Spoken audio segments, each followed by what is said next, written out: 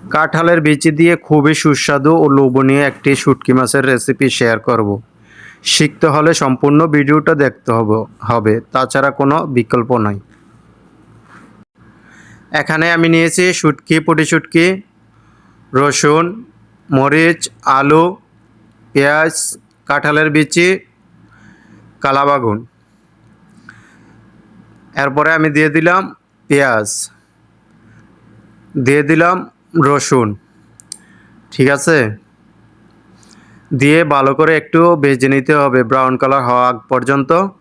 এরপর দিয়ে দিলাম লবণ পর্যায়ক্রমে, দিয়ে দিলাম হলুদ, মরিচ, দিয়ে মশলার সাথে ভালো করে একটু ভেজে নিতে হবে। এরপরে আমি দিয়ে দিলাম কাঁঠালের বিচি। কাঁঠালের বিচিটি ভালো করে একটু ভেজে নেবেন। কাঁঠালের বিচিটি একটু আগে দেওয়ার কারণ কাঁঠালের বিচিটি সিদ্ধ হতে সময় লাগবে, ঠিক আছে। হালকা একটু পানি অ্যাড করলাম। পানি অ্যাড করে আমি ঢাকনা দিয়ে ঢেকে রেখে দেবো। এর সাথে আমি দিয়ে দিলাম 5টা কাঁচামরিচ, এতে ফ্লেভারটা খুবই সুস্বাদু মজাদার হবে। ঢাকনা দিয়ে ঢেকে রেখে দিলাম। এখানে আমি পুঁটি শুটকিটি ধুয়ে নিচ্ছি, ময়লা থাকে অনেক, এ কারণে আমি ধুয়ে নিচ্ছি। এরপর আমি ঢাকনা উঠিয়ে দিয়ে দেব শুটকিগুলা, ঠিক আছে।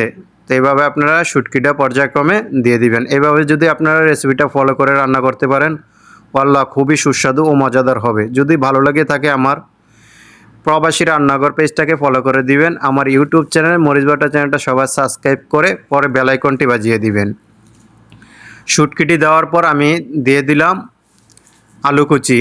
আলুটি আমি একটু বড় বড় কিউব করে কেটে নিয়েছি। এটি ভালো করে একটু ভেজে নিতে হবে সিদ্ধ হওয়া আগ পর্যন্ত, ঠিক আছে।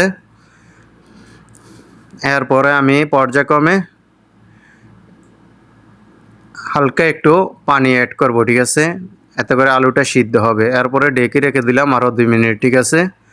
2 মিনিট ঢাকা হয়ে গেলে এখন দিয়ে দেব সর্বশেষে আপনি দিয়ে দিবেন কালাবাগুন, ঠিক আছে। কালাবাগুনটি দিয়ে মাখা মাখা করে শুটকিটা তৈরি করবেন, ঠিক আছে। আমি কালাবাগুনটা দিয়ে 5 মিনিট রান্না করব। কালাবাগুনটা 5 মিনিট রান্না করলেই সিদ্ধ হয়ে যায়, খুবই মজাদার হয়, ঠিক আছে। দেখেন আল্লাহি খুবই সুস্বাদু ও মজাদার হয়েছে। এভাবে যদি ভিডিওটা ফলো করে আপনারা রান্না করতে পারেন, খুবই টেস্টি ও মজাদার হবে।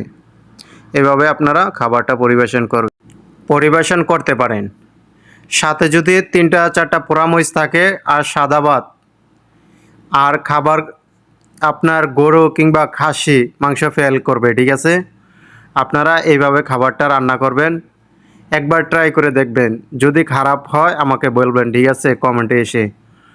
খুবই সুস্বাদু ও লোভনীয়, ঠিক আছে, খাবারটা হয়েছে শুটকি মাছের রেসিপিটা। সাথে পোড়া মাছ নিয়ে নেবেন, পোড়া মাছ নিয়ে আপনারা খাবারটা খেয়ে দেখতে পারেন, ঠিক আছে। তাহলে এ পর্যন্ত ভালো থাকবেন, টেক কেয়ার, আল্লাহ হাফেজ। সকলে সুস্বাস্থ্য কামনা করছি যে যেখান থেকে আমার ভিডিওটা দেখছেন।